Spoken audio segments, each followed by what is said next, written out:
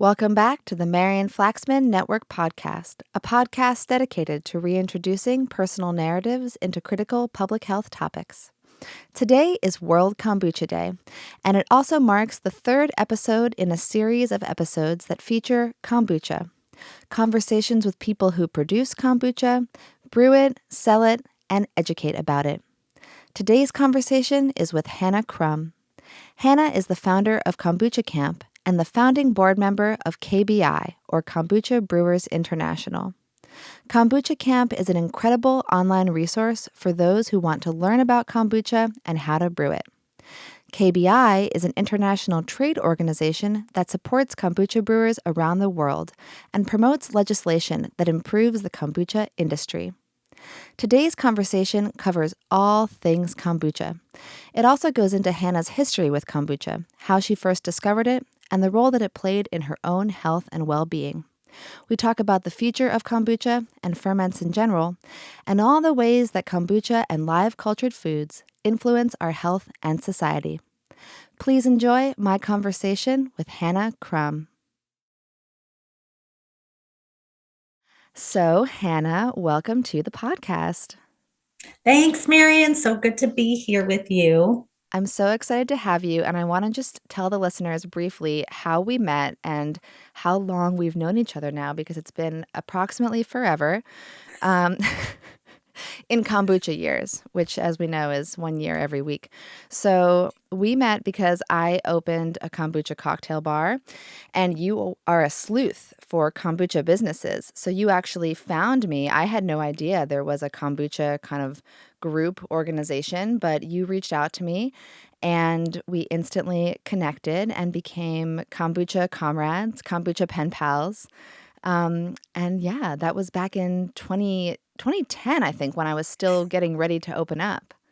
Well, and we still have two of your cocktail recipes on the blog. So Oh, if anyone yes. wants to know how to make a dark and stormy, I don't remember the other one, but they're both up there still. Oh my God. Wow. Yes, that is a throwback. The dark and stormy. That's gonna Yes. It brings back so many memories. So that's kind of, my reason for opening Culture Shock, the kombucha cocktail bar, was basically like I had a friend who discovered that if she put vodka in kombucha, it was the best cocktail ever, and she felt Yeah. great afterwards. And she told me that. I started bringing a bottle of kombucha in my purse to any bar that I went to, ordering vodka neat and just pouring it in. And I thought, this is so stupid. There should be a kombucha cocktail bar. And so I made it happen. And I would love to hear, your journey with kombucha is even longer and more illustrious than mine. So I would love to hear, going way back, how did you first get interested in and excited about kombucha? Absolutely. Well, first, I just want to say you're a woman ahead of your time, as always. You've always been on the cutting edge of what's next to support people from that microbiome and health perspective. So, just kudos to you for being on that forefront. I call it kombucha kismet because I didn't seek kombucha out. I had no idea it existed, and I didn't have a specific health reason to find kombucha. It really was meant to be. We were destined to meet each other. So, how did that happen? In 2003, I went to visit a friend from college. I'm from Midwest, went to U of I, Champaign Urbana, and he'd moved up to San Francisco. I was living in LA. So, my husband and I went up there and we got this tour of his apartment, which really was this seminal moment because as we go into the bathroom and there's a filter on the shower. Now, at that time, of course, I know to filter my drinking water, but of course, getting the chlorine off your body, what an amazing way to not ruin your skin and damage your skin microbiome. Oh, it was made so much sense. Go into the kitchen. He has this pink Himalayan salt crystal water. And I'm like, oh my gosh, salt is so bad for you. Why is it pink? And you drink this? This is crazy. Of course, pink Himalayan salt and Celtic sea salt is all the salt I use these days. And then we went into just a random room. It wasn't in the kitchen or anything. And there was a table with jars and they're covered with cloths and weird stuff is hanging out. And then they go, that's the kombucha. We didn't even try it. But of course, when I returned to Los Angeles at Whole Foods, there were entire shelves of kombucha, right? It's that kind of thing. That word sticks in your mind. You hear about it. You're like, what is this? And there it was. So I went and I grabbed the ginger ale off the shelf. I cracked it open right there in the store. And you tell me your first time with kombucha, and then I'll finish my story. You know, I was raised in a family of like vinegar connoisseurs to the point that my brother for lunch used to take a little like Tupperware full of balsamic vinegar to school and just drink it. Wow. So I'm a freak. And the first time I tried kombucha, I was like, this is amazing. But I think for most people, it's like, wow, that tastes like vinegar. To me, having literally been drinking vinegar, it tasted just very refreshing. Yeah, exactly. And I think for me, I was the pickle juice drinker. So I Hmm. would sneak it out of the jar. My mom would always yell at me if she caught me. It's too salty. It's too this. But I think I was also sad, standard American diet. And so I lacked nutrients in a living form. I lacked enzymes. I was still, of course, I'm out of college, but we're cooking with a microwave and still eating ramen and processed foods. And as soon as I took that first sip, it was just like, oh, and the angels were singing, and every nerve ending in my body was electrified because it's that instant hit of nutrition. And Hmm. if you aren't doing a spit take or a sour face, it really is an amazing transformational experience. I think most people can remember their first sip of kombucha because it is so different from what you might expect. But yes, I fell in love. My thirst outgrew my budget. So, because I'm buying it every day, it's still like $5 a bottle. This is 20 years ago. But I knew that I could make my own because I had seen those magical jars. So I went to the library. This is where like my human design kicked in. I didn't know anything about it back then, but I'm an investigator heretic. And I had to go and deep dive on everything. So I checked out every book from the library. I looked up every site on the internet. I was confused as to why the information was so circular and self-referential. And where's the source material? That's the kind of person I am. I want to know everything about it. I read the scientific papers on it. I just was absolutely enthralled with kombucha. Little did I know it would become my entire career. But kombucha came in and transformed many things in my life that I didn't even know were an issue. So my digestion improved, my skin cleared up, I had more energy. I just felt good, which is those B vitamins in living form. And so many things transformed as a result of falling in love with kombucha and learning how to brew my own. And even when I had my friend, LA's a large city. My friend lived on the east side, I'm on the west side. I had her bring me this baby. She's like, oh my gosh, what is this placenta looking thing? It's an alien. I'm like, yeah, it's my baby. And it was just this glorious moment. And it just she just grew onto me, into me. In my whole life I was so fascinated by learning about kombucha, and then of course the microbiome, because she really is this portal into understanding fermentation, into understanding that we are interconnected beings on this planet, and that despite Darwinism's emphasis on competition, that in fact the vast majority of the world is cooperation and collaboration. I love the word symbiosis, and I think of you a lot, actually, whenever I hear that word, because, you've been associated with it in my life in so many different ways, but it's so important not only to the microbiome, but there's a lot of research coming out now and some incredible books about the ways that forests operate and trees communicate. And we think of natural environments, like you said, as this very competitive place. And for sure, there is healthy competition. And within our microbiome, different microbes are trying to stake out their own niches, and maybe even some more opportunistic pathogens find an empty niche and will take it over. But in general, the language of ecology is cooperative and symbiotic. It's a win win. It's, oh, you're struggling to get water into your tree roots. Well, I know that it's better for my growth if I have your canopy protecting me. So I'll send you a little bit of water so we can actually live together. And the more humans kind of reframe their take on nature, I think it'll help us reframe our own understanding of ourselves and how we might live in symbiosis across this great planet and across the universe. Because the longer we're thinking about life as us versus them, the more we're just driving ourselves towards disaster. Absolutely. And I think this is how human beings lived. We lived in harmony with nature. And then we became incredibly mobile and society shifted. We had an industrial revolution, massive diasporas due to a wide variety of reasons and events. And even in our own local communities right now, we may not even know our neighbors, even though we live in the same area for years, decades. And I think that's really, we've lost contact with our local community, and it's part of why we feel so thirsty for this connection. And right, social media allegedly brings us together, and it does. It brings people from disparate parts of the world together around common topics and things. And it also drives a sense of division and loneliness when we allow these things to become addictions as opposed to the tools that they're intended to be. And look, I struggle with technology addiction myself. I'm not going to lie. It's a fun toy, and it also drives me absolutely batty. But back to the original point of cooperation, and as we've always said, symbiosis doesn't mean kumbaya. Part of Right. symbiosis is parasiticism. Hmm. However, it's about identifying these relationships, and what we really advocate is that commensal relationship where everybody benefits, where it's not just win-win, it's win-win-win, where there's a win for multiple organisms, people, opportunities can all come together and harmonize. And this is what I love about kombucha and being this portal is you're consuming the brew of a culture. Some might say colony, I say culture, a community of organisms that have learned how to not just survive, but thrive. And so when we're putting this type of information into our body, there's so much DNA wisdom. So, whether you believe in reincarnation or epigenetics, the reality is we have millions of years of information stored within our bodies. And yet, we have turned into the only animal on this planet that doesn't know what to eat or how to feed itself.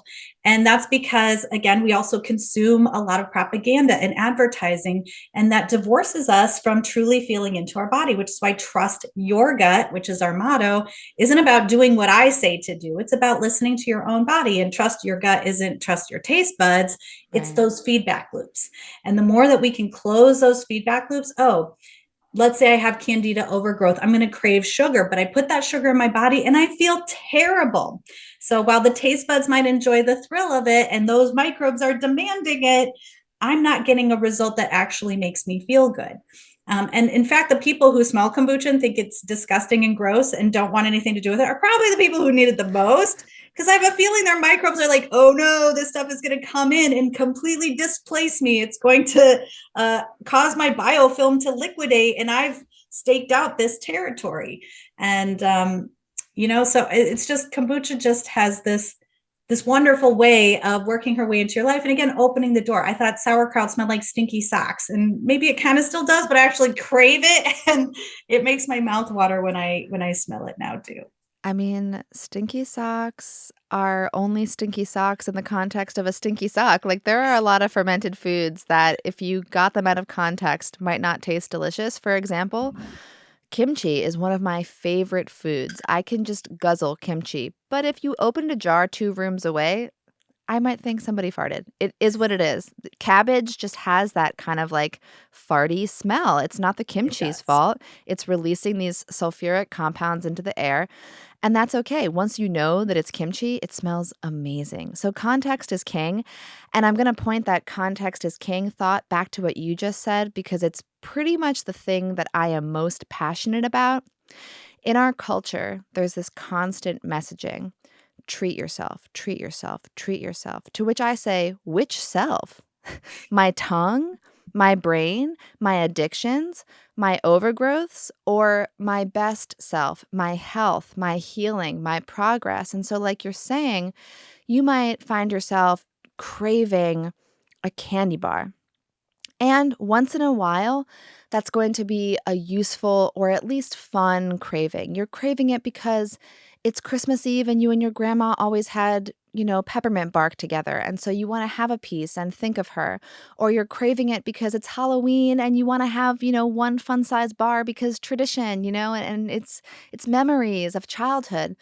But if you're craving it every day at 2 p.m. and then after you eat it, you're slumping over at your desk, then you're not treating yourself. You're treating your habit, your addiction, your sort of perhaps dysbiosis, maybe even your dehydration. I've found that if I'm dehydrated, I'm much more likely to crave sugar, or if I'm underslept or under a lot of stress.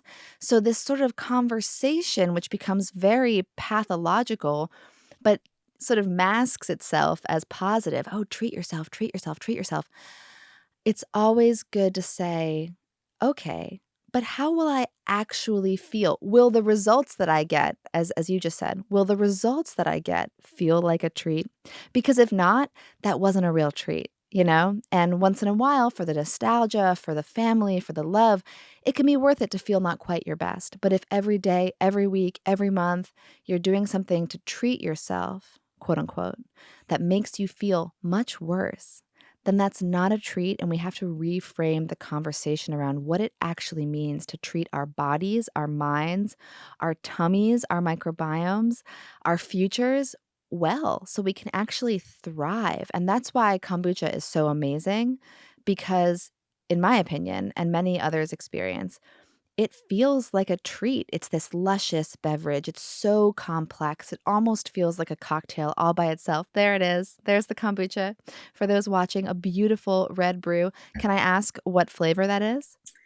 It's my old standby, Love Potion 99, blueberry lavender rose.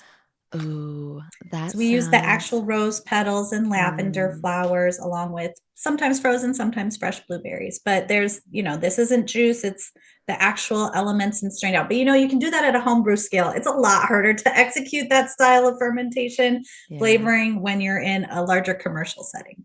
That's gorgeous. And I actually just bought the seasonal flavor from GT's last week. I think it's called Love Potion or Love something. It has a Mm-hmm. beautiful label with a heart on it. And I'm a sucker for GT's seasonal flavor. I have to get it. The artwork alone is worth the purchase. But it was like a rose berry something. And I'm not always a floral girl, but that rose kombucha berry hybrid is primo stuff. I loved it, and my 5-year-old actually stole the bottle from me and drank the second half of it, so child approved. At least if your child has been drinking kombucha since she was 6 months old, then she'll definitely like it.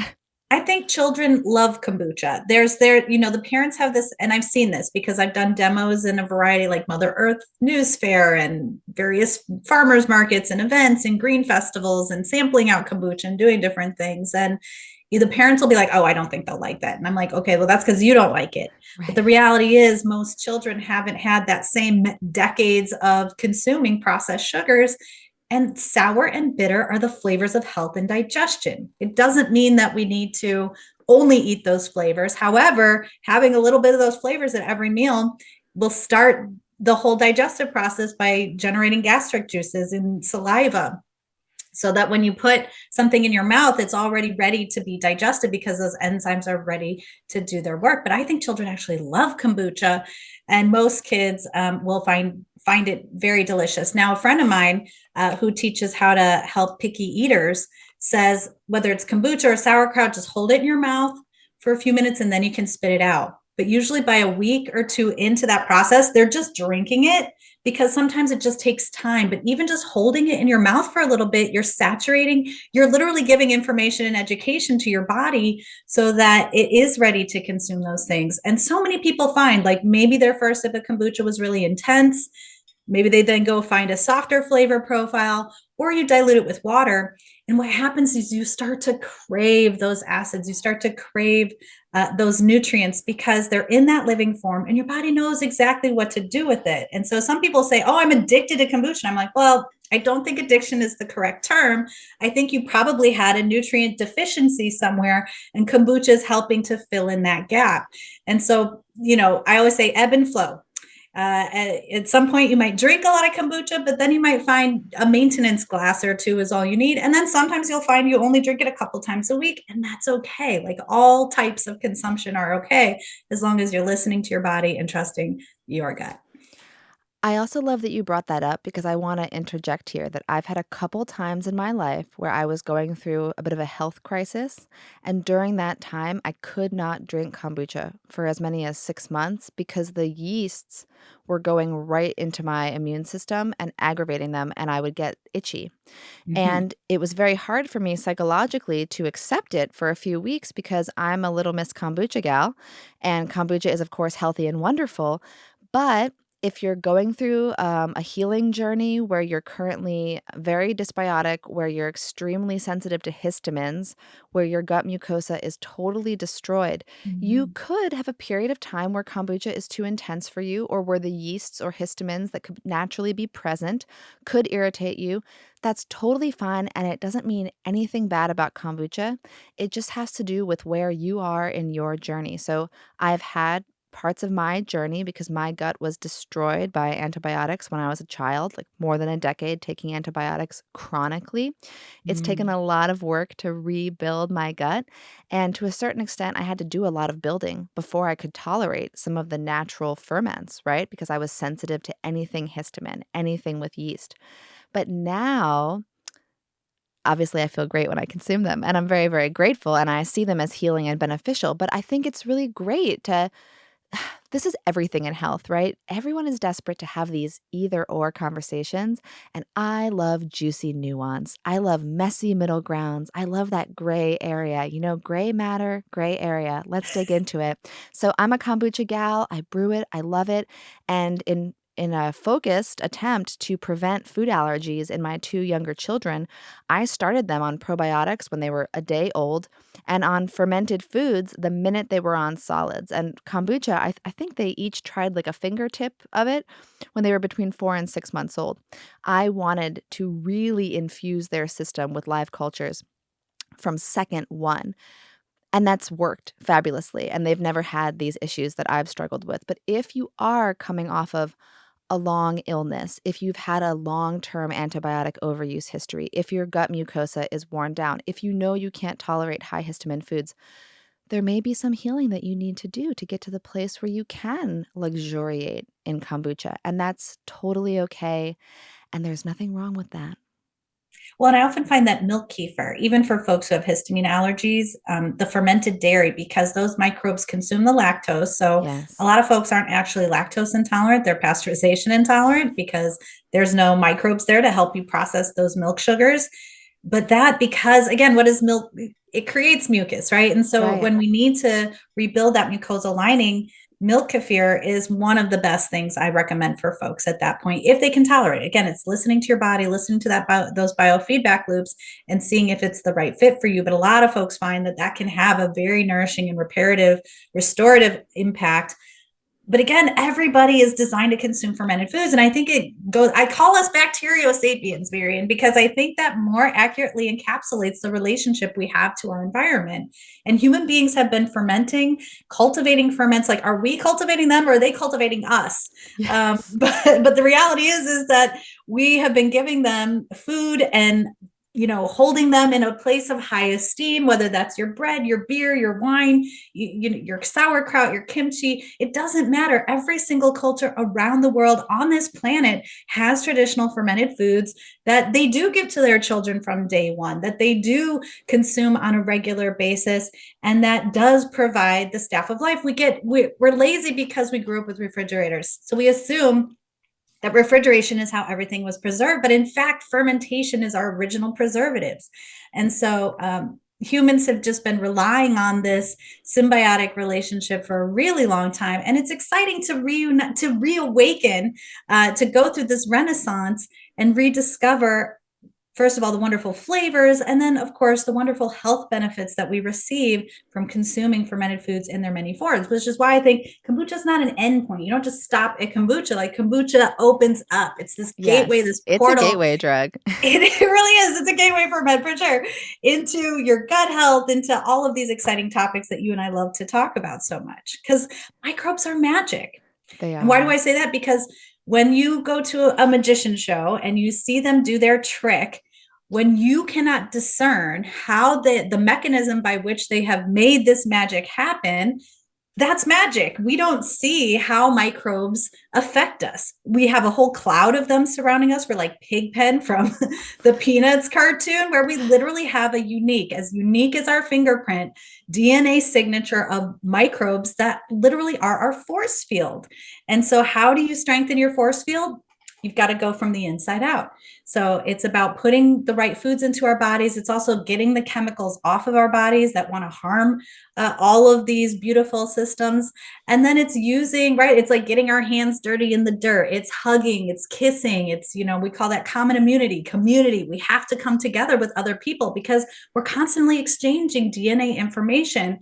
And when you get it in these trace amounts that your immune system can then create antibodies to, you don't necessarily have to go through the upgrade of getting sick in order to completely reshape your microbiome or your immune system, right? Because they're essentially the same thing. But when we can have these interactions on a regular basis with the dog licking you or petting the cat or being with farm animals or whatever it might be, but every single way that we can interact with nature and dirt. I mean, why do we only take soil-based organisms in a pill? Get into the dang soil. That is where you are going to get them. And we just, I don't know, I just feel like there's so much fun, liveliness, dynamic energy that we get. And then, of course, all the science and the research, like you were alluding to before, about the way forests communicate, about forest bathing, about getting the sunlight on our skin for the hormones we need, as well as, right, like everything in nature is designed to support us to thrive. Yes. And in my episode a few weeks ago on the microbiome, I quoted this researcher, Dr. Angela Douglas, in her amazing book, which is like a quick intro to the microbiome. She wrote, "The truth about human life is that we were multi-organismal before we were multicellular." So pointing back to what you just said, like we have evolved alongside these organisms. It's not as if it's some novel idea to take a pill full of probiotics. Like, you're actually not a human without microbes. You're just a shell. So we are bacteria sapiens, we are fungal sapiens and viral sapiens, and we are just this walking ecology, and it's so important. It's so exciting to me. I mean, when I look back almost 20 years ago when I first started looking into this, because my gut was destroyed and I had to understand why. And luckily, I had this kind of like just tickle in the back of my head, like, could it be all the antibiotics that I've taken? It just felt like it was, right? No one really told me that, but it just kind of occurred to me, and I'm very grateful. But it's very exciting to me that all these things that were just kind of hunches of mine 20 years ago now have hundreds, thousands, tens of thousands of publications supporting their validity. And we're only building on that. The research is only getting better. Our technique for looking into these things is only getting better. To that point, there was a study, and I believe you maybe made this connection or somehow facilitated it, the study out of Georgetown where Kraft Kombucha gave their product, and they showed that type 2 diabetics who were drinking kombucha had beneficial postprandial glucose responses.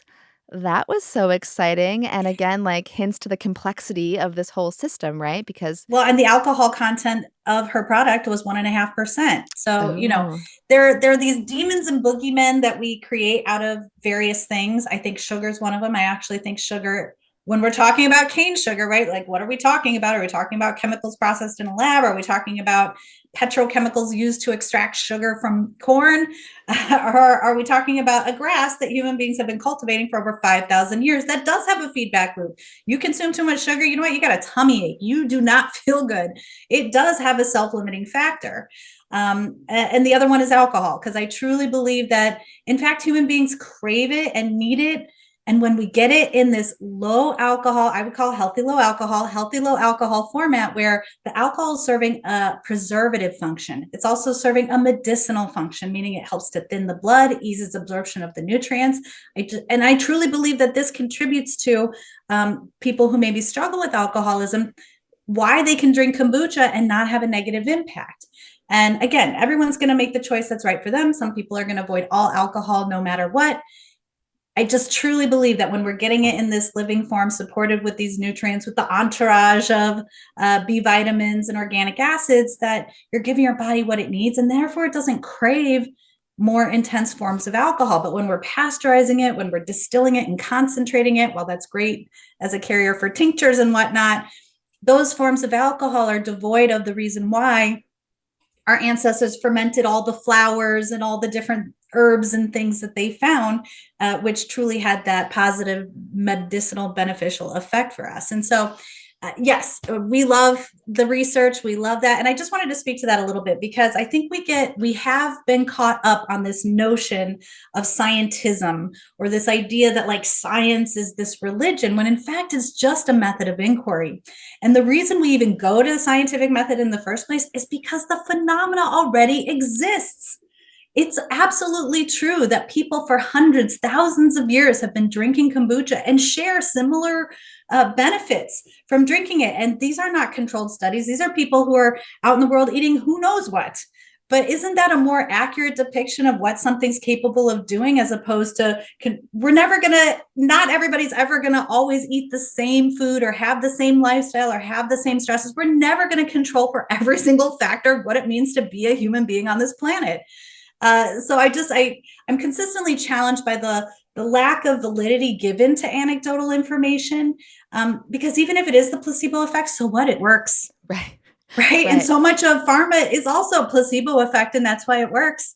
Right. And so what is it that's actually working? It's us.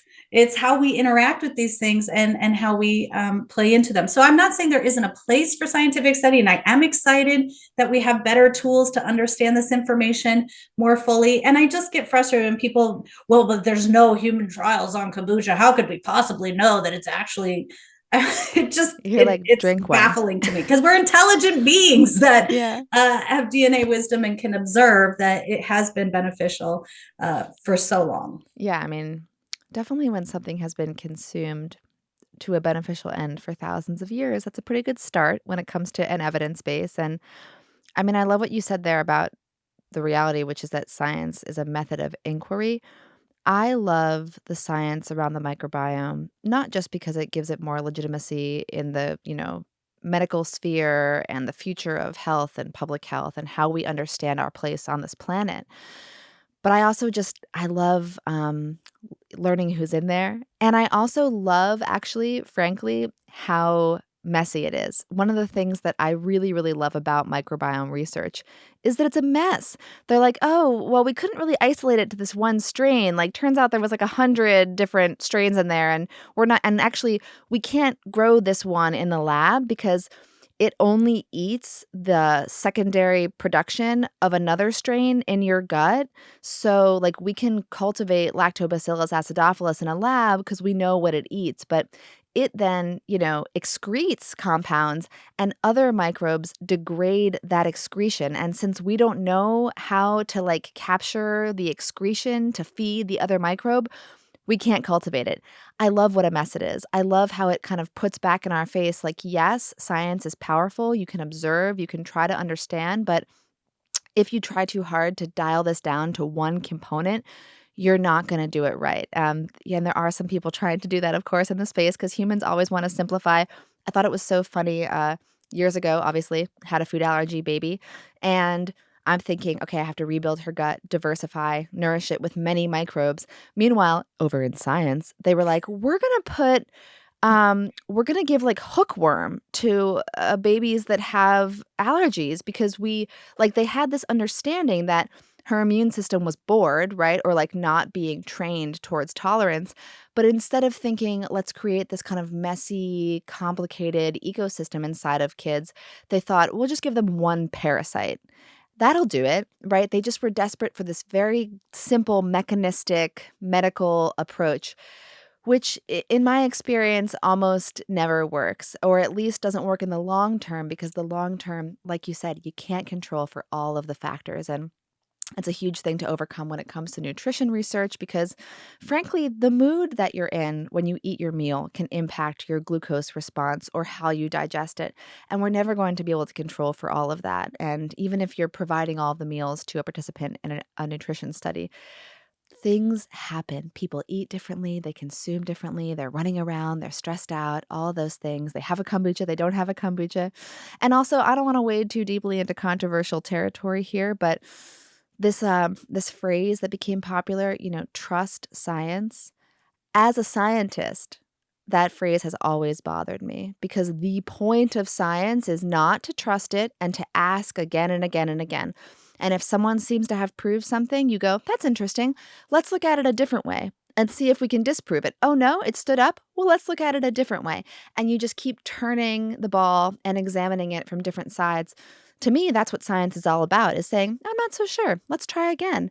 And so I shudder a little bit when I hear trust science chanted as this kind of religious doctrine, because we're not meant to trust it. We're meant to keep asking. And when we have anecdotal stories, we can and should ask questions. Oh, really? That was your experience? Tell me more. What was it like when you were healing from that illness and you used kombucha to help you during chemotherapy? Whatever the story is, we can and should ask questions, but that's what science is too. And if we treat science like a religion, we're doing a huge disservice to science. That's not what science is.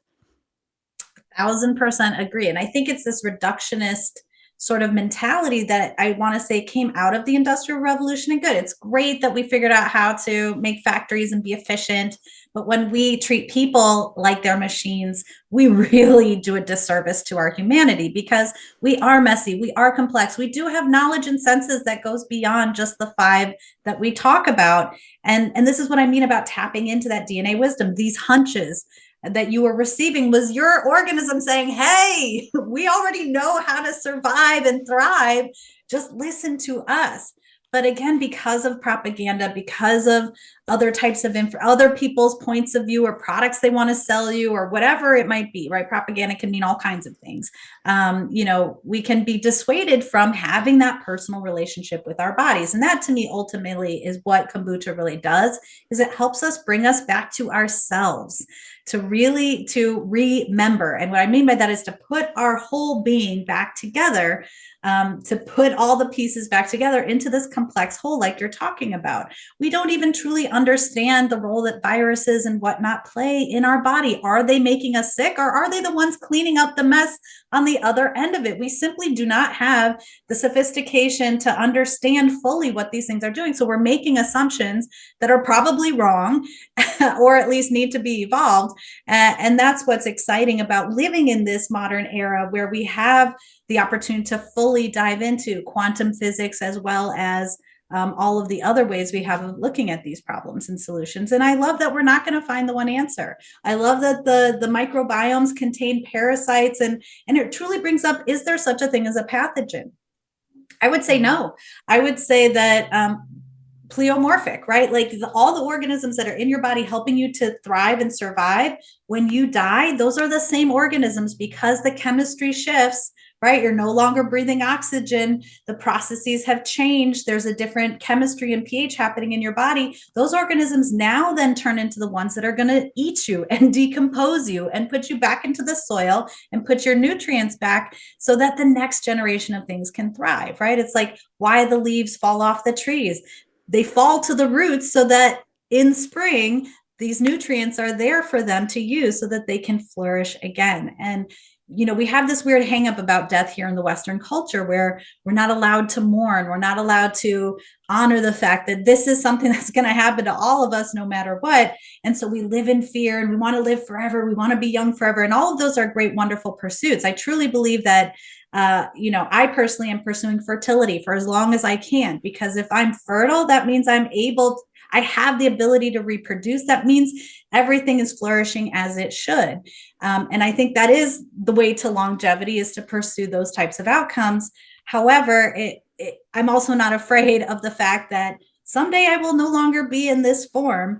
And my hope is, I don't know, am I going to turn into coral reef? Will I be buried with a mushroom bag? I don't know, but I don't think I'm going to have a bunch of formaldehyde pumped into my body so that I can look perfect in a box while people come up and pay their respects. I just don't think that makes a lot of sense. We're just going to get a giant vat of kombucha and we're going to just drop you into it. I love it. We're going to put a SCOBY on top, and that's just going to be it. That's the funeral. And put me on display, and what happens over time? Do I stay preserved, or does it eat me? I have no idea. I think we're going to find out in the moment. It's going to be special. Yeah. I think when you said a moment ago, is there such a thing as a pathogen? I would say that And this is true in humans and society and in many other things, that context is key. You know, a beneficial organism can have something happen to it. It can be stressed by some sort of evolutionary push. Its environment, its diet can be constrained, and it can become dangerous. Also, some organisms know how to harness the onboard functions of our body, like cholera, right? Cholera goes and it grabs hold of a function that we have to help us survive, and it uses that function to kill us. And I think we've seen this with COVID as well. An organism that's figured out how to harness a beneficial operation, a function of our body, and then in some contexts use it against us. And I think, we see with humans right now, you take a person who is born a beautiful, lovely baby, and then over years, decades of stress and hurts and not being allowed to express themselves and talk about it, you can create someone who's very angry and can become dangerous. So, are there pathogens? In some contexts, yes, but you hear E. coli and you go, "Oh my God, food poisoning." Well, there's tons of E. coli in you right now, my friends. I mean, hopefully, because E. coli is actually a very beneficial organism, and only a couple manifestations of E. coli will harm you. And if you have many E. coli in your body, you're healthier and heartier. Same thing with C. diff. C. diff is inside a lot of us, and it's only when, after a long course of antibiotics, there aren't other members playing on the playground in the microbiome with C. diff that he gets mad and takes over and causes serious problems. So context, context, context. You can harm a person by isolating them. You can harm a bacteria by isolating it and pushing it to its outer limits where it feels like it has to fight to survive. So yeah, I kind of love that you And same mentioned with that. human beings. But what you're Exactly. saying is, so legendarily on his deathbed, Pasteur supposedly said, "Ce n'est pas le microbe, c'est le terroir." So it's not the germ, it's the environment. And Yeah. we have many sayings that support this. A rotten apple spoils the whole bunch, right? So Yeah. this is a concept that we understand, and it's pleomorphic. And what that means is that they have the ability to change based on environmental factors. And so do we. And this is also why I think of human beings as bacteriosapiens. You might consume a fermented food or have a bacteria or something, and it ruptures. And now its DNA material is out free floating. Other organisms can come and capture some of that DNA and use it to evolve. And the way I sort of see this represented in our current culture, I think this is a great way to externalize this example, is through memes. The meme has an image that you're familiar with, and yet because someone has taken the DNA of the meme and put a different phrase on it, you keep twisting and turning what that meaning is. And that, I think that's a really fun way to understand that our creativity is like this. We're always borrowing from other people. We're always taking from something that came before, combining it into its own thing and putting it back out there. And then other people come and do the same thing. And so it's just this natural way that we spread information and that we physically materialize as bacteriosapiens in the world. But I really think it's that, like you said before, opportunistic pathogens. The opportunity is there because the environment has been damaged in some way or hasn't been given the proper diversity it needs. And I agree. I love that we see how messy everything is, and that my unique signature and yours don't have to be identical. And this is where I get suspicious of, like, why is Bacillus coagulans in every single food? How much GBI 50 do I need to have in my diet? And everything says probiotic, or then it's prebiotic. So we need all this inulin in liquid form instead of, like you're saying, having the fiber from the actual fruits and vegetables, right? We're always trying to shortcut, or what's the quick, easy way to get all my nutrients without actually having to eat the delicious foods that they come from. And part of that is because monocropping is literally anti-nature. Like, nothing in nature monocrops. Everything has some other, like the three sisters, corns, beans, and squash. They work well together because they each support the growth of each other. And it's unfortunate that we've commoditized our food to the point where, subsidies are paying to keep these systems in place. You have to pay more for the food that isn't going to poison you as much as the food that is poisoned, which, again, it's like, I understand from a market perspective how we end up here, because whatever yields the highest profit is what's going to be valued in a capitalistic society.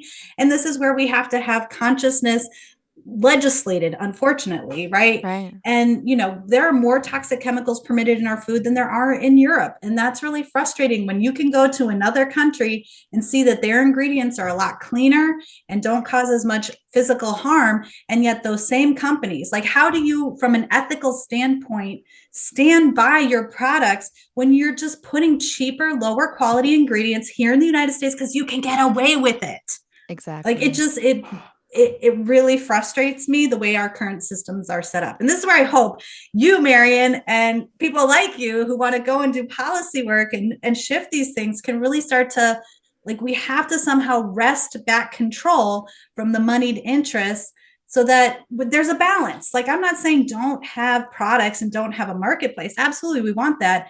And how can we value and reinvest in those who want to do it the hard way, where you're not monocropping, where you're not relying on GMO seed or, spraying glyphosate on everything as a desiccant so that you preserve it. And then everyone thinks they have gluten intolerance. And in fact, they're just allergic to poison.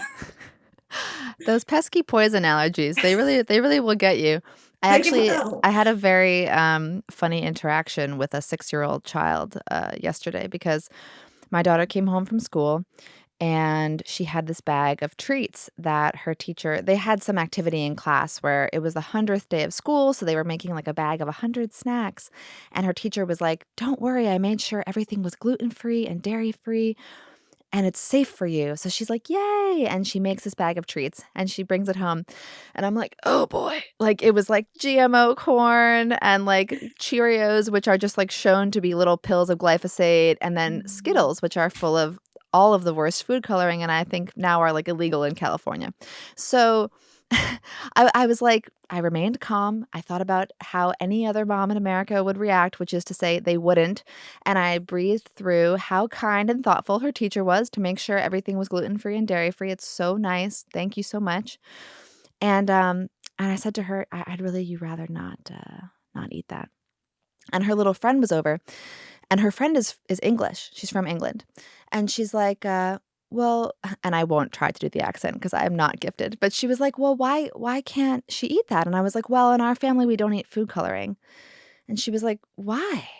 And I was like, well, you might be interested to know that in the country that you're from, the same colors being fed to our children here are illegal. And yet here, they're considered just fine. So while your government back home defines them as neurotoxic, poisonous substances, here it's just a lovely good time. And children should consume them all day, every day, just unendingly. So I tend to side with the European distinction, which is to say that food coloring is toxic and we shouldn't really consume it.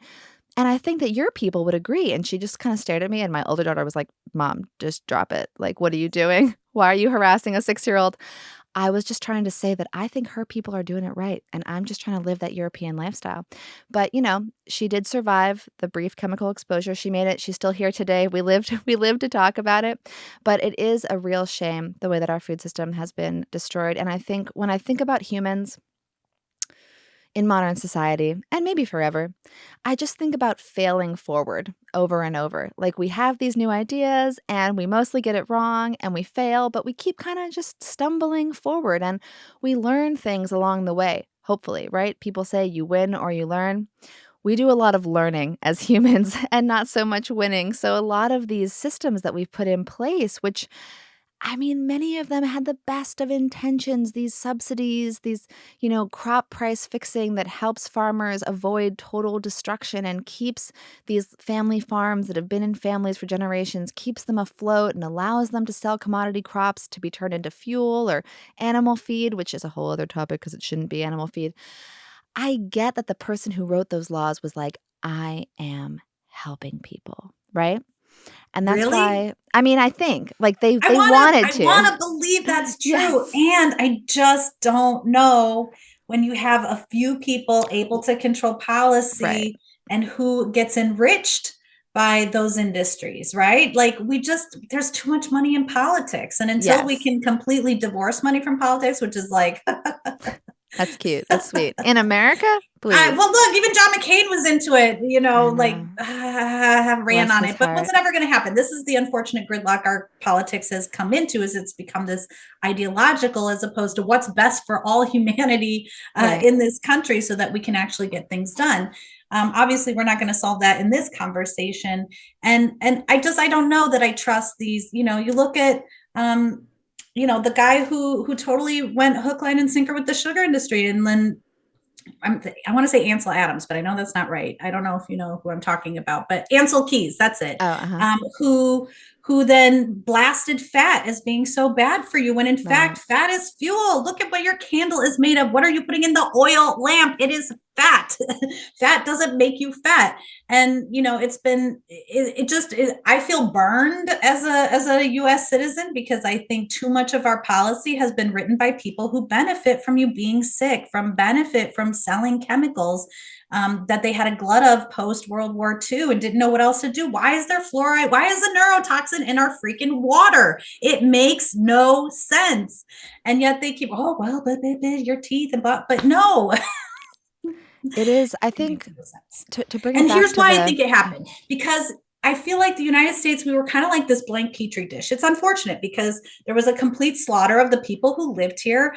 And when the Europeans, the ones who came over, the crazy Puritans and, all the other people who came here, we don't have these deep rooted hundreds of years, the same church, the same people, the same, buildings and cultures and foods. Everything came together in a melting pot. Well, unfortunately, that allowed an environment where this type of thing could be planted and flourish.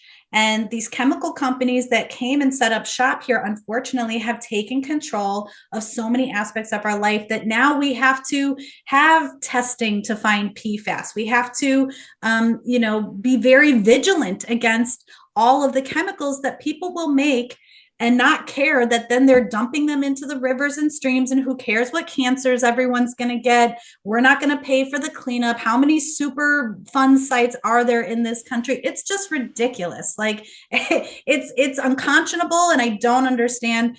I mean, I do understand, right? It's money and it's laziness, and it's not my problem. And, someone else can figure this out and deal with it later. And this is where I think all this has a point. Incorporating ancient techniques, like our ancestors knew what the heck they were doing, and they didn't need microscopes, and they didn't need technology to figure out how to thrive, how to live in harmony with their environment. And I think the more we can reincorporate ancient wisdom into our modern life, that we're just all going to have a much happier existence in the long run. Yeah, I mean, there's so much that I could say in response to that, because I think that oftentimes it's a mix of some nefarious bad actors and then other people who either think I'm only doing good, or they think, oh, I'll make this trade-off, I'll work with the devil and hope that I can still get like God's work done, right? That kind of nuance. And then of course it compounds upon itself. And like you say, like you end up with a glut of chemicals. You're like, how can I not lose money on this? How can I use these? But I do think that there's a great book. It's very short because I believe it's like a printing of what was once just a long essay. It's by Barbara Ehrenreich. She wrote many great books on women's health. She wrote Nickel and Dimed, lots of things talking about how women are mistreated and underpaid in our culture. But she wrote a book called Witches, Midwives, and Nurses. And it looked at the history of ripping the healing traditions away from women and how men wanted to dominate the health industry. And so anything that came from the sort of historic, intuitive knowledge of women, even if it worked, was considered crap and just totally tossed aside. And so to your point about looking back and learning from the wisdom of our ancestors, as a woman and as someone who has had to totally heal herself from the inside out after being, let's just put it bluntly, medically abused throughout my entire childhood via seemingly well-meaning doctors who didn't want to spend more than 5 minutes with me and would just tell me as my weight ballooned and I felt horrible and they put me on more and more antibiotics. They just kept saying, eat less, move more, lose weight, wouldn't tell me how to do it, wouldn't tell me to eat real foods, or certainly not to drink kombucha. I did blessedly have one doctor who, when I was feeling sick every morning, suggested that I might take like the milk off my cereal. And that did make a huge difference in my life, but not necessarily because milk was the problem, but because my gut could not digest it after whatever, a decade of antibiotics. Anyway, I think that so much of healing wisdom and traditions have been ripped away from us, partially because our culture mistrusts women, and women were so often the seat of healing in traditional cultures.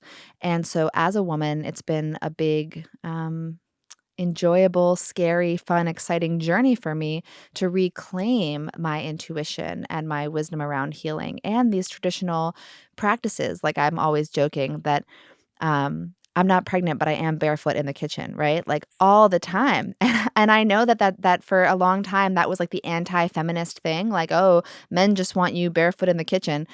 I want to be barefoot in the kitchen. Like, that's where I take care of my family. That's where I feed my children. I build their immune systems and their nervous systems and their mental health. It all starts at the family table. And that all starts in the kitchen with my fermented foods. I'm making my fresh sourdough. I'm making my kombucha. We're all encultured together. We're all sharing microbes and community and family and wisdom. So I think that for me, in my opinion, we're in a very strange point right now in our culture, and I kind of want to transition this into talking to you about your passion for women's healing and intuitive healing. But we're in this weird place where, as a rebellion against male oppression, which is totally valid, I want to rebel against that, women sort of thought, well, the only way to fight back against male oppression is to try to inhabit male roles and male spaces and to be just as whatever as the men, just as strong, just as tough, just as hard, whatever. And, I lift weights, I work, I enjoy traditionally male conceived identities and roles, but I think that we're stepping into this next phase where the same way that a teenager maybe has to rebel and then realizes like maybe mom was right, and then they step into that next phase. As women, I'm seeing a lot of women going, actually like pretending to be a man all the time, it's exhausting. And that's not really what I am or what I want. And I do want to cook food for my children because they benefit from that and I benefit from that. And research shows that sitting down to a family dinner, benefits everyone's health and longevity.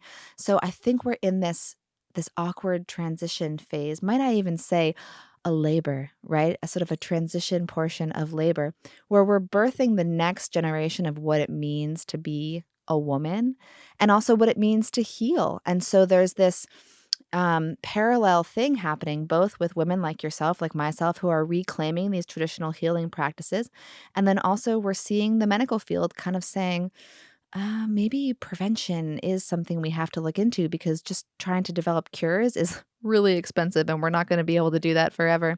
So, framing all of that up in that way, you are very passionate, in addition to your passion for kombucha, which is very evident and which people can learn so much about if they Google you. Obviously, it's just an unlimited source of kombucha information. And thank you for that, because just so everyone here knows, if you've ever Googled how to make kombucha, you have found Hannah's work. Like, this is the person whose work comes up. This is the book you're going to be referred to. This is the website, the YouTube page, the tutorials. Like, if you are a new kombucha curious, this is the woman. This is the kombucha mama herself. This is where you're going to be sent by the Google, by the search engines. This is where you're going to be pointed. So thank you for that body of work that so many, probably millions of people at this point have benefited from.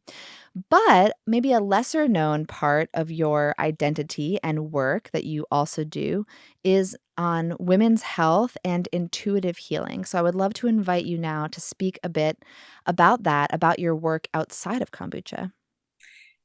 You have said there's so much you have just shared. And I love what you're saying. And yeah, I think as the pendulum swings, right? Like, there's value to having different roles in society. There's value to women having skills that men don't have. There's value to men having skills that women don't have.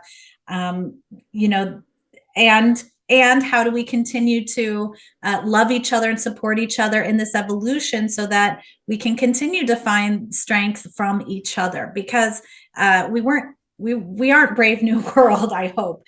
We aren't here to just, make babies in a lab and all do drugs to occupy our minds and, just be workers and workers, right? Like that isn't a world that I want to live in. I want to live in the world of the witches. I want to live in the world of the warlocks.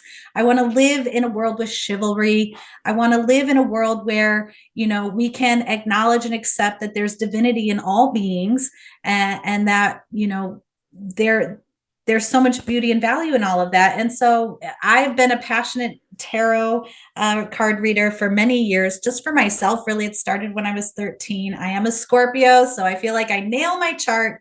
And in fact, I think astrology is the oldest science. Again, this whole notion that we have to throw away things that our ancestors did. They literally built monuments that we don't even understand how they constructed for the stars. And we want to stand here from our 21st century perspective and say, well, that's not valid. That's not important. That, it's crazy to me how much we want to disparage ancient wisdom, because here's the reality: the stars are exerting an effort on your existence, no matter whether you recognize it or not. So the question is, do you want to be ignorant and not understand how this energy is impacting you? Or do you want to take advantage of knowing what those energies are and working with them so that you get to take the full benefit of what it means to be a human being in a universal cosmic ecosystem?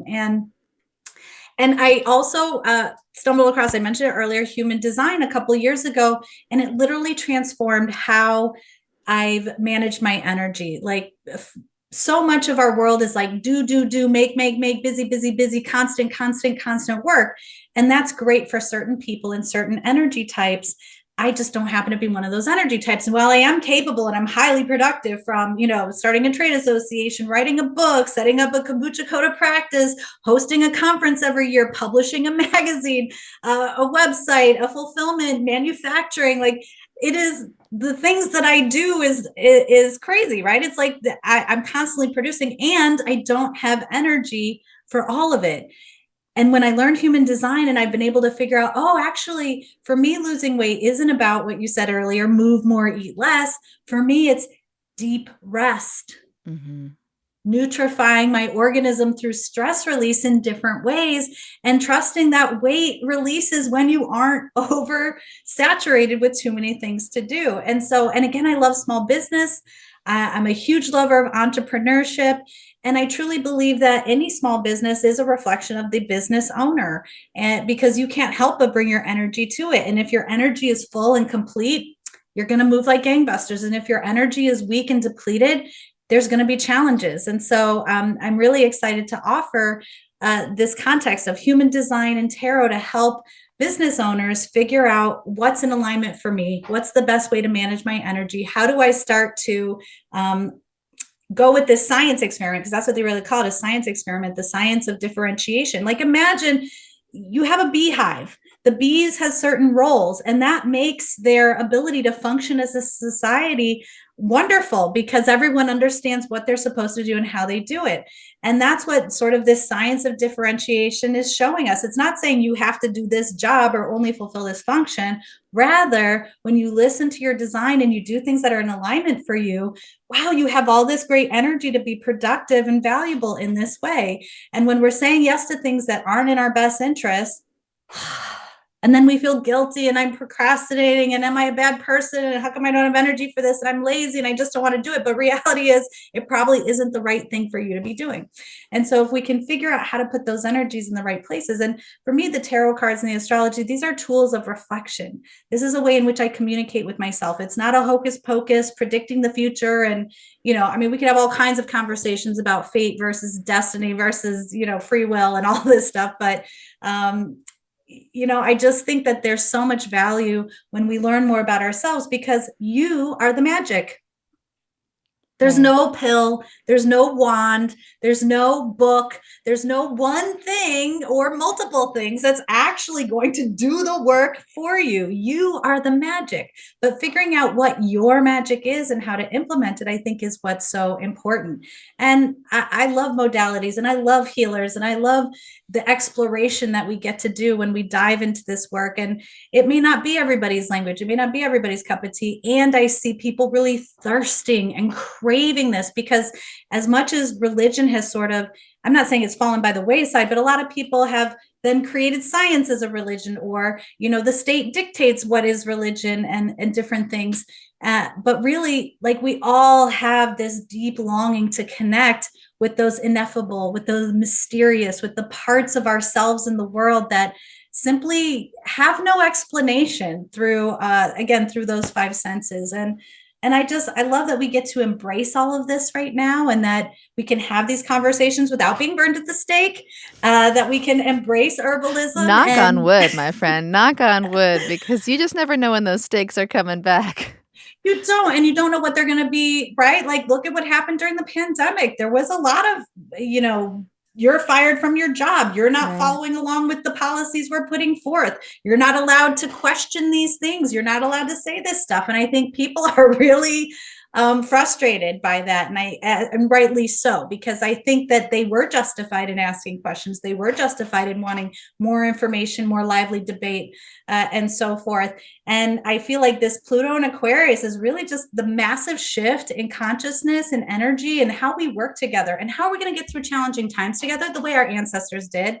Right? You're the offspring of people who survived the plagues, who've been through the revolutions, and all of that is still inside of you. That wisdom is there. But how we did it was through community. How we did it was by connecting with other people. And that's what right now is for finding those people who share your values, who share your passion. And here's the reality. I don't know what happens. I don't know what decisions people are going to make. I don't know what ideologies they're going to have. But here's something I know. When you are sane, and that word literally means healthy. And you know how you get there? Right here, through your gut. When you get sane, I truly believe human beings are good at their core. They love community, because this is how we existed forever. And that if they are allowed to not be constantly poisoned by chemicals, by propaganda, by fear, by division, by all of the politics and whatnot that are stoking, really challenging outcomes and feeling awful and unsettled all the time. If we can put our blinders on and focus on ourselves and building our community, this is how we're going to get through this incredible change that is happening, through this labor, as we progress through this birth canal into whatever is next. Yes. I think that's truly how we're going to do it. And it's just by coming back in touch with who we already are and who we have been since the dawn of time, or the beginning of man, or who the heck knows. We don't even know what that is, but yes. There's three things that I really want to say in response to that. So the first is, I always tell people who are going to give birth this tidbit, but I think it really applies to our society right now. I've given birth 3 times. At home, no doctors, no drugs, just me telling everyone around me to shut the fuck up. Don't talk to me. Don't touch me. I like to be very much in my zone when I'm giving birth. And so I've had all 3 times. I'm a very confident birther. I, was very much in my place, in my zone. Each time I reach a place where I think, and I'm sure, I can't do this, and this is where I die, is right here. This is obviously my end. I'm falling apart. I cannot make it any further. I've been doing this for 12 hours. I can't make it. With my 3rd birth, I turned to the midwife and I said, I feel like I can't make it right now, and I know that means that the baby's about to come out. And she was like, that's right. And 5 minutes later, there was a baby in my hands. So I say that to say, I think that when we reach these points, as you just said, we are all descended from those who survived all of the worst things that we hear about. Oh my God, the plague, everyone died. Well, not everyone, or you wouldn't be here, right? So I say this to say, if you feel like you're in that place where you just can't do it anymore, that is right before the breakthrough. That is right before the baby gets put in your arms. That is right before the most beautiful thing that has ever happened to you happens. And you just have to have that experience to know. That's why I'm so glad I was a teen mom, because I didn't have that wisdom as a young person. But as a 19-year-old having that experience, it taught me early, okay, that moment right before you think you're going to die, that's right before the best thing that ever happened to you enters your world. So I keep that with me. And that is my prayer and my hope for society, is that we're in one of those challenging times right now. And it just takes those of us who have that wisdom and that patience and have built those muscles through repetition to go, Okay, we're in a hard time and everyone wants to give up and everyone wants to be us versus them and very reductionist and angry. And I'm not willing to be reductionist and I'm not willing to be angry because I know that it is messy and complicated. I'm present to that complexity and I know that when it feels like the end, it's only the beginning. And the beginning is so much better than anything you could possibly imagine. So, everything you just said, I totally resonate with, and I just want to reflect back that these transitions are difficult, but we can do hard things, and there are great things on the other side of it. Man, I feel like there's like a million things actually that I wanted to say in response to what you said, but another really important thing that I always tell people, because I've spoken to a lot of people who are experiencing health challenges, and I always say to them, okay, when we have a negative symptom, we think the body is being bad or stupid or wrong. But the body is actually a very wise creature that's always seeking homeostasis. And so if it's doing something that feels to us bad, might we reframe it and say, the body's actually smart. The body is doing something good.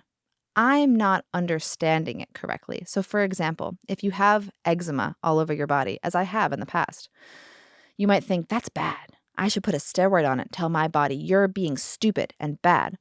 But all you're doing then is sending the message your body was desperately trying to share with you back into your liver, back into your immune system to deal with it. And it can't deal with it. That's why it was trying to send it out to you to say, help, somebody please listen to me. So rather than looking at our bodies when they're sick as being wrong or bad, if we can shift that frame and go, okay, wait, maybe I'm just not understanding what my body is trying to tell me. And if I can just decide that my body is actually smart and it's trying to tell me something, then I can shift the way that I respond to this symptom, the way I react to the symptom, the way I proceed from the symptom. The same thing, I believe, is true of what's going on in our society right now. Again, a lot of us versus them, a lot of anger, a lot of, well, how could he possibly think that way? He's obviously a monster, right? And we really want to just cancel people, shut them down, make them wrong, make them bad. If we stayed curious and compassionate and we said, okay, that seems wrong to me, but that person is also a human. So I have to know that they are really sure that they're right. And if they're sure that they're right, then there must be some lens through which what they're saying and doing is correct. And how can I get curious and get into that lens to understand what they're dealing with so I can actually reach out and build that bridge? Because to me, I have my own traumas, my own struggles, my own past. And like you said, everyone's different. We all inhabit different roles in society. I love to be on camera, for example, right? I love to be recorded. I love the podcast. And I love to read literature. But would I want to be like in a lab with like a pipette for like 10 hours a day, not seeing anyone, surviving on like coffee and nothing else? No, like that's not for me. And not because I'm not a hard worker. I'm a hard worker. I work hard all day long. But I'd rather be here, sharing, connecting, right? Like just vibing out in the world. And there are brilliant scientists and brilliant writers and researchers and doctors and all the engineers this would be their nightmare, right? Like being with lights and cameras and recorded, they'd be like, oh my God, someone just please kill me. But they do incredible work behind the scenes. So we do need these different types of people, and we're all going to respond because we're all so different. We're going to respond to trauma differently. We're going to respond to diet differently. We're going to respond to probiotics differently. And we have to leave room for that. And so, not that we should tolerate hatred, bigotry. We shouldn't celebrate that, of course. But if someone is saying something really bigoted, how can we get curious about what happened to them that informed that perspective? And how can we use that curiosity to build a longer table, to build a bridge, there's a really amazing guy, Daryl Davis, I think his name is. He is a Black man. He's a musician, and he goes to KKK meetings, which as a Black man is terrifying. But this man is brave, and he is bigger than life. And he just said, I'm going to go into these spaces where I am hated, deeply hated. They say out loud that they want to kill me. And I'm going to walk in the door. And I'm going to listen to them. And I'm going to ask why they think that my life isn't worth anything. And he has transformed the world. He's had people who were like grand wizards of the KKK hand in their sheet to him and say, "I'm sorry, you are my friend." How can we get the Daryl Davis energy out here? How can we take that to every level of our societal problems? Because when we're just bickering back and forth, they're obviously stupid. Well, if you think they're obviously stupid, they think you're obviously stupid. How can we get curious about each other again? And then one more thing is to bring it back to the bacteria sapiens and how, as we understand ourselves as multi-organismal creatures, we reframe our place in the universe.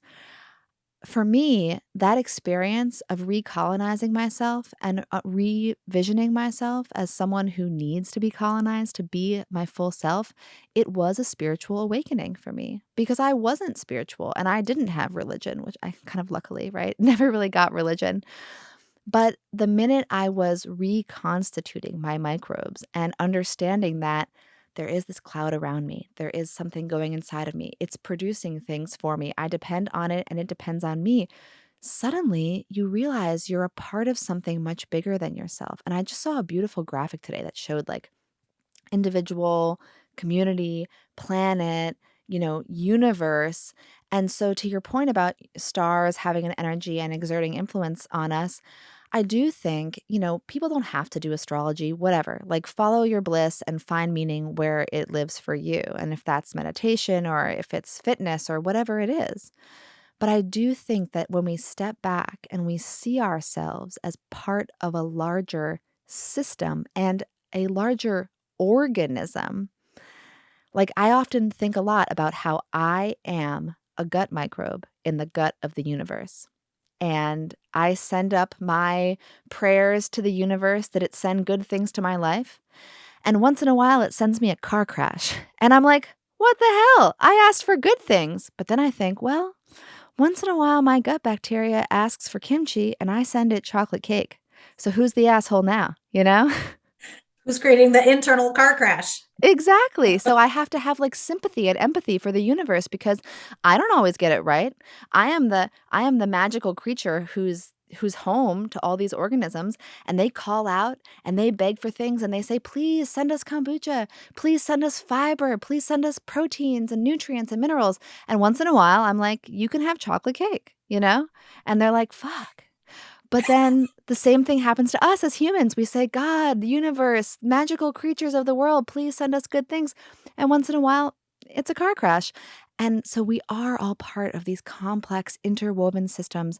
We are multi-organismal, multidimensional. And I think you said this, and I'm going to say it too. I don't need it to be simple. I don't need to understand all of it. That's okay. It's messy. I think the fact that messy is good enough for me. Absolutely. And I want to like just hold this energy because it's exactly what we're talking about, and it transcends ideology. It transcends any specific lens through which we can view the universe, because I mean, at the heart of religion, it's that we're all connected through love, right? And I think it's the inflammation. It's the literal physiological inflammation that is driving this insane desire to point fingers and create division. And it's the poisons in the food supply, it's the poisons in the air, it's the poisons in the water, it's the poisonous consumption of the algorithm feeding you the negative stuff that you keep clicking on. And that's where we just gotta get outside, get into the sunshine, breathe some fresh air, put your bare feet onto the earth, Kiss and the ground. remember that we are all made of Mother Earth. We are all going to go back to, we're made of dirt, humus, human beings. Like, we come from dirt. We're going to go back to dirt when we're done. And what a blessing. This is paradise. This is heaven. This, where we live, is the most exotic, beautiful, gorgeous place in the universe. And the more that we can just shift those energies back into gratitude for being where we are, like you said, not making an enemy out of our bodies, trusting that there's some really deep wisdom happening there. And it's hard because, again, the marketing, the TV shows, everything is geared towards selling you something. And they've studied the psychology. How I get you to buy something is first I make you feel bad about where you are now. And what we're blessed with is in this day and age is that we can choose to then not have to listen to those things, or we can choose to put different inputs into our body. And this ultimately is what brewing kombucha or any fermented food is about. It's if you give an organism what it needs to thrive, it will. And by engaging in this process, by putting this counterculture, this entire universe onto your kitchen counter, interacting with it on a weekly basis, enjoying the health benefits, the fruits of your own labor, your own energy. It becomes this micro way of planting that seed so it can be executed on the macro level as well. So to put it all back into perspective, ferment anything. Yes. Kombucha is great, but anything you can ferment or make at home or cultivate a plant, anything is just going to help you figure out, replace yourself into that entire fabric, that tapestry of the universe, so that we remember that life is worth living, and what makes it worth living are all the wonderful people, places, and experiences that we get to have. And, we live many lives in one lifetime, and I love growing up. I love growing. This is why my motto from Kombucha Brewers International is we grow together. Our mission at Kombucha Camp is changing the world one gut at a time. We know we can't do it alone. We have to do it in symbiosis. We have to do it with other people. We need many voices sharing the same information so that it becomes a chorus that then allows us to plug in and share our own voice in there with it as well. So thank you, Marian. You are a wonderful hostess. You're so knowledgeable and wise. And I just have loved every minute of our conversation. Hope we get to do it again. Yes, I have loved it as well. And I was just thinking, like, I had this outline, and I love that I was so cute thinking that you and I wouldn't just go into the big picture and talk about the universe. Like, of course, that's where we were really going to go, but we did also tackle so many things. And so I just want to ask in closing, what's next for you? Do you have anything new and exciting coming up that you want to share about? Well, today is World Kombucha Day. This is a holiday that my husband invented back in 2016, right as our book was coming out, but we didn't have time to execute it. So 2020 is when we launched World Kombucha Day through Kombucha Brewers International.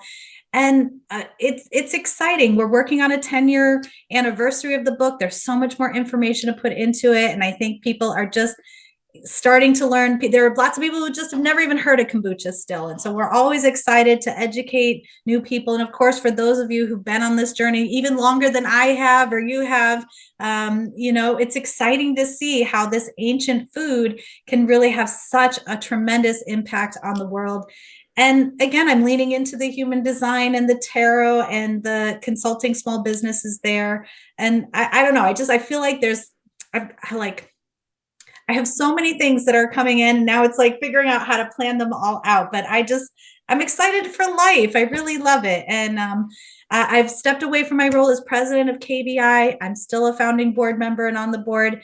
And I love my industry. And I just know that I'm going to serve kombucha better when I can be in this bigger role, in this role of all the ways of getting kombucha out into the world. Commercial is one way. That's how I learned about it. That's how we still have GTs in our fridge every week. As much as we brew our own, we also love to enjoy commercial. And I think that's a normal way to enjoy and experience all the finer things in life, is making it yourself and enjoying the store-bought. And yeah, big things are on the horizon, and I'm just keep following along.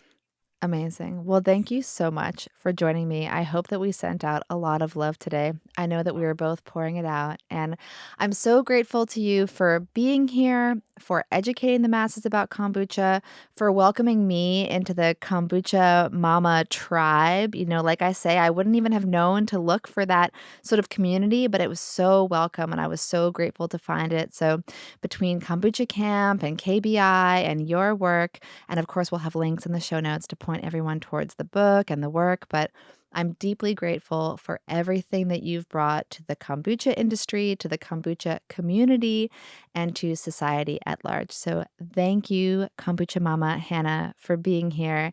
And I hope that you have a wonderful rest of your day. And happy World Kombucha Day. See, we're bacteriosapiens doing our bacteria dance. Woo! I got my flagella. Yes, these are my little flagella. I'm a seaweed. I'm a kombu. How do you celebrate World Kombucha Day? Do the flagella. Do the flagella. Do the flagella. And now I'm a SCOBY, and I'm really creepy. Bacteria dance. Thank you once again for listening to the Marian Flaxman Network Podcast, a podcast dedicated to reintroducing personal narratives into critical public health topics. For more information on me, Marian, please visit my website at marianflaxman.com. For more information on my guest, Hannah Crum, or her website Kombucha Camp, please find the links in the show notes. This episode was produced by Brain Trust Productions and sponsored by Informed Solutions Consulting. Thank you so much for listening, and we will see you next time.